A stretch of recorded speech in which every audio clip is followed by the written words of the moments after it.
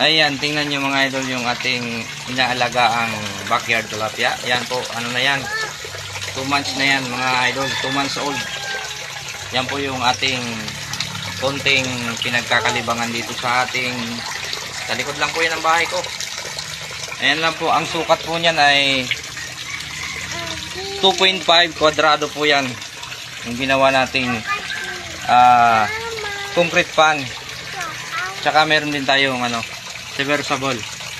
Ayan, imbis po yung nilagay natin dito para sa filter, yung ginawa ko po, ganito na lang, para mayroong oxygen po sila. At meron din tayong aerator. Ayan mga idol, dalawa. Ayan mga idol, yan yung ating 2 months old tilapia. Ayan tingnan nyo mga idol, 2 months old po yan. At pakarami yan, ayan ayan ayan po yung iba Yan, mayroong pinapakain po natin yan ay Tati Pigs pre-starter. Ayan, idol. Tati Pigs pre-starter. Yan po. Yan po yung basta maganda yung pag-alaga nyo. 4 to 5 months. Pwede na po kayong humarbis niyan. Pwede na kayong umulam. Pwede rin po ibenta. Yan mga idol.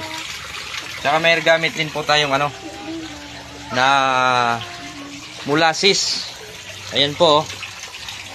Inano po natin sa isang drum. Tapos may aerator po yan. Yan mga idol.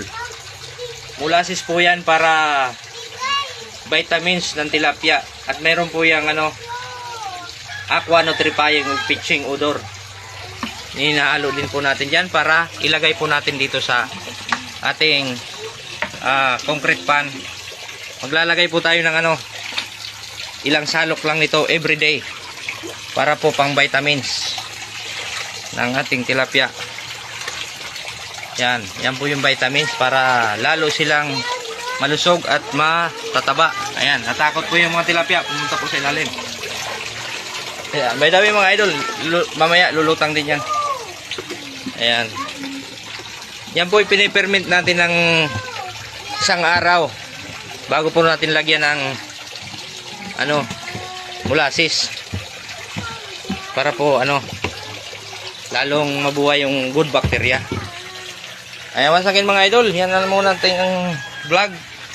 Don't forget to subscribe sa ating channel para mayroon tayong makabagong update sa ating YouTube channel. Ayan, maraming salamat sa inyo mga idol. God bless sa inyo at magandang buhay. Happy farming.